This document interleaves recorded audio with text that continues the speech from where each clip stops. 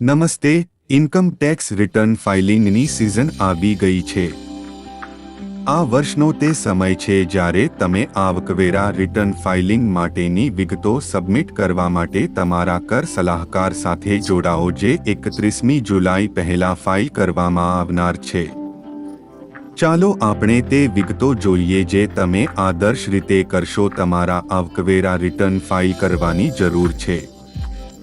સમગ્ર નાણાકીય બાબતો માટે બેંક સ્ટેટમેન્ટ અથવા પાસબુક। વરસ ખાતરી કરો કે તમે વ્યવહારોની પ્રકૃતિ સ્પષ્ટ કરો છો અને તમે નિવેદનો પ્રદાન કરો છો અથવા તમારા નામે અથવા તમારા દ્વારા સંયુક્ત રીતે રાખવામાં આવેલા તમામ એકાઉન્ટ્સ માટેની પાસબુક। ચોપડીઓ અને ચકાસો જ્યાં જરૂરી હોય ત્યાં ચૂકવણીઓ અને થાપણો ઓળખવા માટે ડિપોઝિટ સ્લિપ્સ। બચત ખાતા અને ફિક્સ્ડ ડિપોઝિટ એકાઉન્ટ માટે વ્યાજના પ્રમાણપત્રો। Term deposit balance certificate. વર્ષ દરમિયાન પગારની આવક થઈ હોય તો ફોર્મ 16। તમારા એમ્પ્લોયર આદર્શ રીતે 15 જૂન સુધીમાં ફોર્મ 16 નવીનતમ પ્રદાન કરશે। કૃપા કરીને નોંધ લો કે જો તમે વર્ષ દરમિયાન તમારી નોકરી બદલી હોય તો તમારે તમામ નોકરીદાતાઓ પાસેથી ફોર્મ 16 પ્રદાન કરવાની જરૂર છે।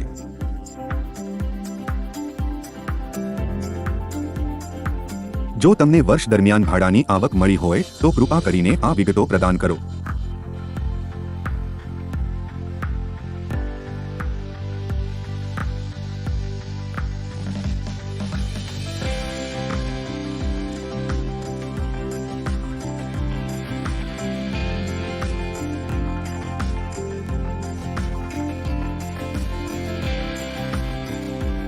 જો તમે વર્ષ દરમિયાન ઘરની મિલકત ખરીદી હોય તો પાન સાથે કરાર કરો। આધાર સંયુક્ત રીતે રાખવામાં આવેલી મિલકતો માટે સહમાલિકીની ટકાવારી। કૃપા કરીને કપાતનો દાવો કરવા માટે ચૂકવેલ મ્યુનિસિપલ ટેક્સની વિગતો પ્રદાન કરો। જો તમારી પાસે બેંક અથવા નાણાકીય સંસ્થા તરફથી બુરખાવાળી હાઉસિંગ લોનનું પ્રમાણપત્ર છે।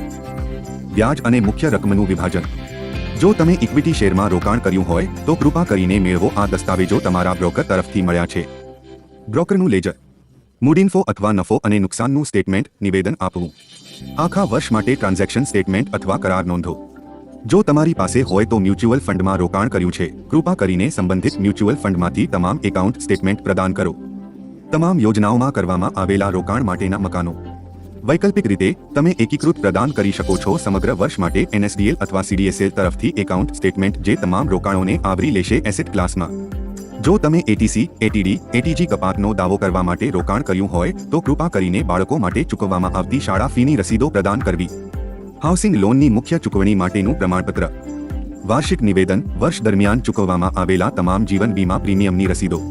પોસ્ટ ઓફિસ દ્વારા ખરીદવામાં આવેલું રાષ્ટ્રીય બચત પ્રમાણપત્ર જો કોઈ હોય તો।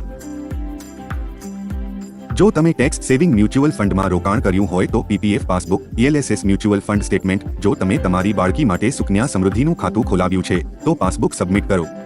જો તમારી પાસે હોય તો તમારા પ્રોવિડન્ટ ફંડ એકાઉન્ટમાં ફાળો આપ્યો છે કર્મચારી ભવિષ્ય નિધિ પાસબુક પ્રદાન કરો। FD સર્ટિફિકેટ ટેક્સ સેવિંગ FDમાં કરેલા રોકાણ માટે સલાહ। ઉલિપ પ્રમાણપત્ર નિવેદન। કૃપા કરીને નોંધ લેશો કે આ તમામ રોકાણો પાત્ર બનશે કલમ ATC હેઠળ કુલ 1.5 લાખ રૂપિયાની કપાત માટે। જો તમે વર્ષ દરમિયાન દાન કર્યું હોય તો કૃપા કરીને ATG દાનની રસીદો તેમજ પ્રદાન કરો। દાતા પાસેથી ફોર્મ 10B માં પ્રમાણપત્ર। જો તમે હેલ્થ ઇન્સ્યોરન્સ માટે ચૂકવણી કરી હોય અથવા ક્લેમ કર્યો હોય તેવા કિસ્સામાં તમારા માટે અથવા તમારા પરિવાર માટે રસીદો પ્રદાન કરો।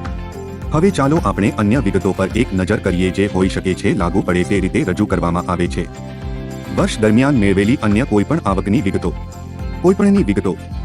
અન્ય લાયક રોકાણો ઉદાહરણ તરીકે NPS સ્ટેટમેન્ટ, ભાડાની રસીદો અથવા કિસ્સામાં કરાર માલિકીની કોઈ રહેણાંક મિલકત, એજ્યુકેશન લોન સ્ટેટમેન્ટ વગેરે। કોઈપણ મૂડી સંપત્તિની વિગતો વર્ષ દરમિયાન ખરીદવામાં આવે છે ઉદાહરણ તરીકે મોટર વાહન અથવા સ્થાવર મિલકત અથવા સમારકામનો ખર્ચ સ્થાવર મિલકત માટે। ટેક્સ સેવિંગ બોન્ડ્સ, 54 AC અથવા અન્ય એસેટ્સમાં દાવો કરવા માટે કરવામાં આવેલા કોઈપણ રોકાણ। મૂડીનફાની મુક્તિ। વર્ષ દરમિયાન લીધેલી અથવા ચૂકવણી કરેલી કોઈપણ લોનની વિગતો। કોઈપણ લોનની વિગતો આપવામાં આવે છે અથવા તેની ચૂકવણી કરવામાં આવે છે। કોઈપણ પ્રશ્ન હોય તો દરેક માહિતી પર અમારી સાથે જોડાઓ।